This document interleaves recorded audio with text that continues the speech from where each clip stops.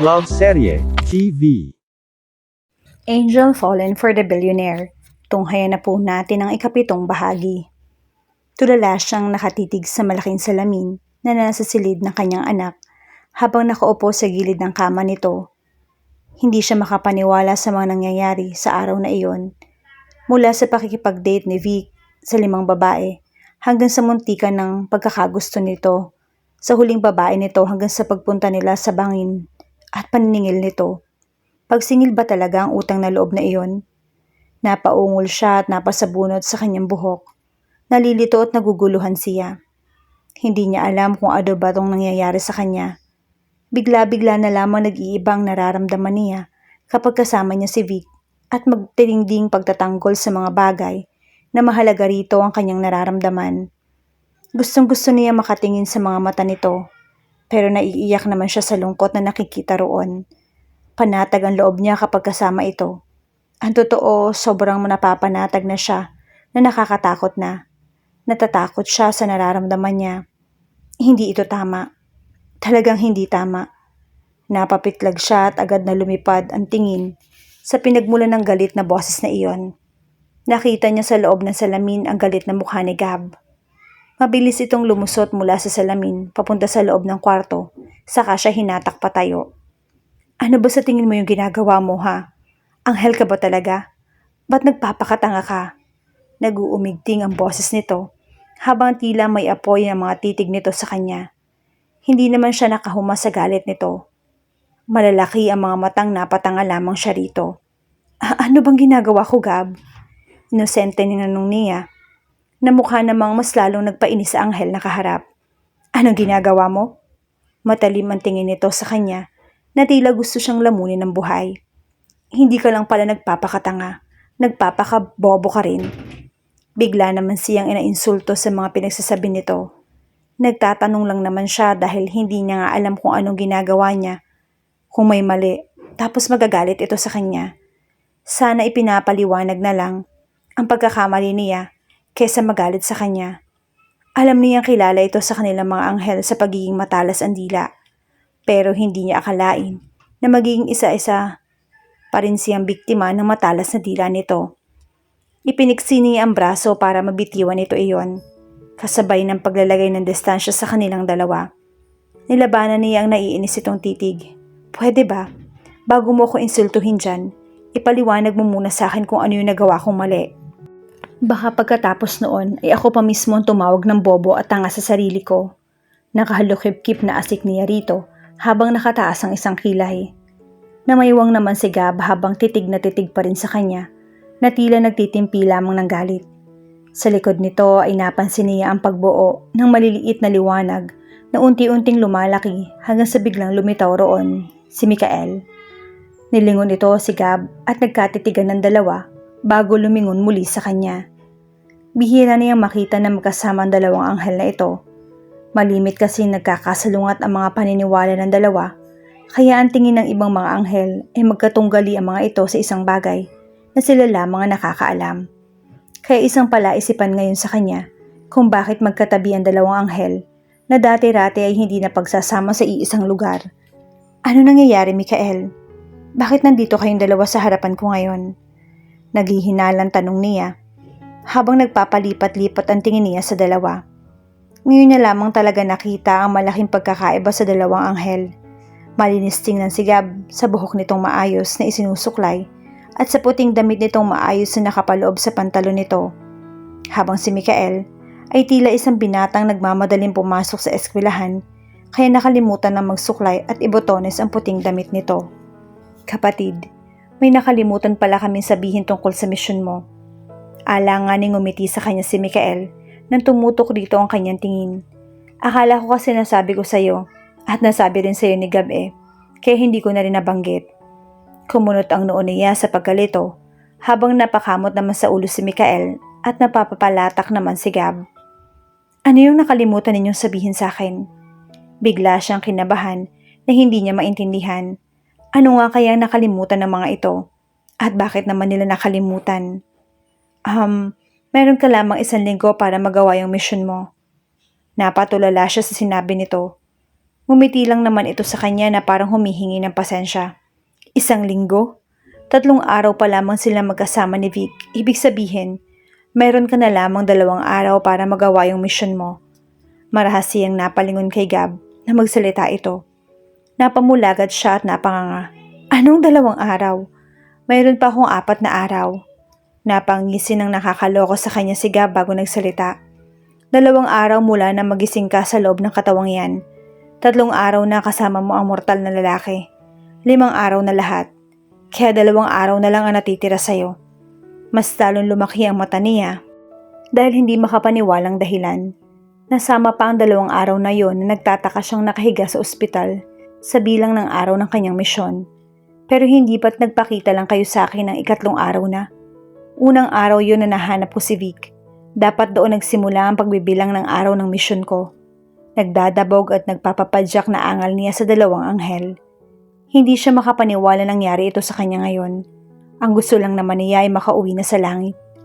Kaya ang kailangan mo nang gawin yung misyon mo, kapatid. Nagmadali ka na. Tila nagsusumamong sabi naman sa kanya ni Mikael na puno ng pangamba ang mga mata. At kalimutan mo na kung anumang kakaibang nararamdaman mo para sa mortal na lalaki. Alalahanin mo, anghel ka at hindi mo pag-aari ang katawang yan. Ipinahiram lamang iyan sa'yo. Sa 7 araw ay kusang magigising ang kaluluwang natutulog sa kaibuturan ng mortal na babaeng yan at babawiin ang katawan nito. Kaya huwag kang magsayang ng oras sa mga walang kwentang bagay. Ang mayroon ka ay hiniram na pagkakataon lamang. Kaya huwag mong sayangin. Matigas na sabi sa kanya ni Gab na ikinasimangot naman niya. Sa totoo lang ay nawiwili na siya sa pamumuhay bilang isang tao. Oo, at gustong-gusto na niya makauwi sa langit pero masaya siyang kasama si Vic. Si Vic nga pala. Huwag mo muna akong iwan, anghel.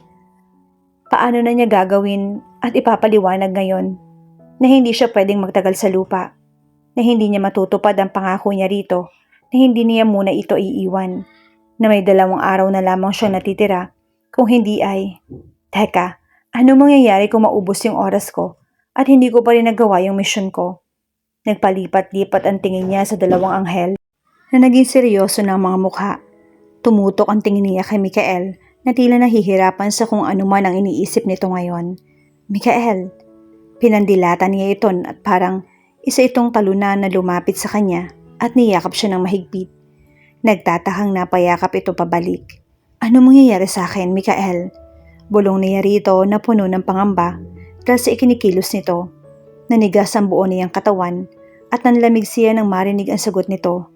Habang buhay na pagdurusa sa impyerno. Mr. Santillan? Mula sa librong binabasa ay napaangat ang tingin niya at nakita niya ang isang magandang mukha na nakangiti sa kanya. May daladala itong maliit na itim na bag at lesson plan. Nakasalamin ito na hindi naman naging kabawasan sa kagandahan ng mukha nito. Ako nga si Vic Santillan. Ano maitutulong ko sa inyo? Ngumiti rin siya pabalik rito. Bakit naman hindi? Mukha naman kasi itong mabait. Ako nga pala si Micah. Ako yung bagong guro dito ng Social Science Department. Inilahad nito ang kamay sa kanya at tinanggap niya naman iyon. Nakalimutan niya ngayon nga pala darating ang kapalit na nagretirong si Mrs. Locsin. Marami kasi nangyari mula noong Biyernes, kaya pansamantala niya nakalimutan ng totoong mundo. Hanggang ngayon nga ay nasa isip pa rin niya ang anghel. Nag-aalala siya rito, para kasing may bigat na problema ito. Nag-alangan nga siyang iwan ito kanina sa bahay niya dahil nakatulala lang ito. Ilang beses niya pang tinawag ang pangalan nito bago ito nagising sa pagkatulala. Nang tanungin niya kung ayos lang ito, ay ngumiti lang naman ito sa kanya. Ewan niya pero hindi talaga siya sanay na tahimik at nakatulala lamang ito. Mr. Santillan, ayos lang po ba kayo? Napakurap-kurap siya na makitang iwinawagayway ng bagong guro ang kamay sa kanyang harapan. Nahihiyang napangiti siya rito bago tumikhim. Pasensya na. May bigla lang ako naisip. Ano nga palang kailangan mo? Tumango ito at napangiti sa kanya. Wala naman. Gusto ko lang makilala ang lahat ng mga makakasama ko rito sa faculty. Napangiti siya at napatango bago naisipang yayain itong kumain. Wala na naman kasi siyang klase kaya ayos lang na magmerienda muna sila. Isa pa may mga klase ang ibang faculty na parati niyang kasamang kumain. Kaya sakto lang ang pagdating nito. May pamilya ka na ba, Mr. Santillan? Napatingin siya kay Micah. Anong marinig iyon? Nahihirapan itong tusukin ng straw ang Tetra Pak ng juice nito. Pati siya ay nahihirapan tingnan ito sa ginagawa nito. Kaya marahan niya itong inagaw at siya na mismo ang tumusok ng straw sa juice nito. Salamat. Matipid itong ngumiti sa kanya at sinagot rin niya ng isang ngiti bago sinagot ang tanong nito. Mayroon pero wala na sila. Tiningnan niya ang magiging reaksyon nito. Bahagya itong natigilan at napatingin ng seryoso sa kanya. Tila inaarok nito kung gaano katotoo ang sinasabi niya. Bakit? Ano nangyari? Kumagat siya sa sandwich na kinakain niya at nginuya iyon ng mabuti. Nang malunok niya ang pagkain, ay saka pa lamang siya sumagot. Namatay sila kaya wala na sila. Pahapyaw na sagot niya rito. Bahagya ng laki ang mga mata nito bago lumamlam at malungkot. Bagya itong napayuko. Pareho pala tayo, Mr. Santillan. Nag-iisa lang din ako. 10 taon na akong ulila, kaya naiintindihan ko ang nararamdaman mo. Alam ko yung pakiramdam na nag-iisa. Iniangat nito ang mukha at nakangiting napatitig. Sa kanya, napangiti na lamang din siya rito at ininom ang sariling juice. Pero bago noon ay pinasubalian niya ang isang sinabi nito kanina. Ibinulong niya ang isang bagay na nakapagpapagaan ng kanyang loob. Hindi na ako nag-iisa. Hindi na. Nakakapagod pala talaga ang napili nating propesyon ano. Masakit na nga sa ulo, masakit pa sa lalamunan. Napapangiti siya ng lingunin niya si Micah at makita itong nahihirapan sa pagbubuhat ng mga libro nito. Inalok niya ito kanina na tulungan ito sa pagbubuhat ng mga libro na hiniram nito sa library. Pero tumanggi ito. Tatanggi rin sana ito nang alokin niya itong ihatid pero nagpumilit siya dahil alam niyang nahihirapan lang ito kapag sasakay pa ito ng jeep. Sa huli siguro ay nakalitan na rin ito sa kanya, kaya pumayag na rin. Ngayon ay naglalakad na silang dalawa papunta sa kanya nakaparadang kotse. Nahihirapan ka ba? Unang araw mo lang naman eh. Siguradong masasanay ka rin at gagaan na rin ang buhay mo rito sa university. Huminto siya sa paglalakad at tinitigan ito ng may ngiti sa mga labi. Napangiti rin naman ito sa kanya. Siguro hindi ka nahihirapan sa pagtuturo rito no? Napaka-popular mo kasi talaga rito. Lalo na sa mga kababaihan, mapastudyante man o guro. Napataas ang isang kilay niya at tinitigan ito na tila naaaliw. Bakit? Ikaw rin naman bukang bibig ka rin ng mga kalalakihan, mapastudyante man o guro. Nakita niya ang unti-unting pagkalat ng pamumula nito hanggang sa tila magkamatis na ang buong mukha nito na ikinangisi niya. Bakit naman nila ako magiging bukang bibig? Mukha ngang pinagtitripan ako ng mga kabataan eh. Ganito talaga siguro kapag bagong guro pa lang, pinagtitripan. Nakaiwas na tura nito at napakagat pa ng labi na parang natataranta. Humakbang ito na paiwas sa kanya, paharap, pero hindi na yata nito kinaya ang bigat ng malaking libro, kaya muntik na nitong mabitiwan. Buti na lang at nagapan niya iyon. Kinuha niya ang karamihan sa libro at 2 manipis na libro na lamang itinira nito. Buti na lang at hindi ito tumanggi pa. Inilapit niya ang mukha rito at nginitian. Nakikita niya ang pagkataranta sa kayumanggi nitong mga mata na nakatago sa suot nitong salamin. Hindi ka nila pinagtitripan. Gusto ka lang nilang magpapansin sa'yo. Alam mo na, maganda ka kasi. Kinindatan niya ito habang napapangisi. Mas lalo naman itong namula at napayuko na lang. Bigla namang nawala ang ngisi sa kanyang mga labi dahil sa ginawa nito. Naalala niyang bigla ang anak, maging ang asawa. Kapag nahihiya o kinikilig ito, yumuyuko lamang ito habang namumula. Katulad ng ginagawa ngayon ni Micah. Napakurap-kurap siya sa biglang pagkaalala sa yumaong asawa. Napailing na lamang siya na pumihit para maglakad papunta sa kanyang kotse. Halika na. Narinig niya ang mahinang yabag nito sa likod niya habang patuloy lang naman siya sa paglalakad. Napapabuntong hininga na lamang siya sa biglang pagbabago ng kanyang modo. Bigla-bigla na lang. Nababaliw na yata ako. Napapalatak siya at napailing nang bigla naman niyang naalala ang anghel. Sa simpleng pag-iisip niya ng salitang baliw, ay naalala niya agad ito. Isang palaisipan para sa kanya kung paanong parehong antas ng emosyon ang nararamdaman niya sa 2 magkaibang babae. Parehong nalungkot at pangungulila ang nararamdaman niya na magkasunod niyang maalala ang anak at ang anghel. Naguguluhan siya. Bakit niya yung nararamdaman para kay Anghel? Bakit ko nga ba siya pinipigilang umalis?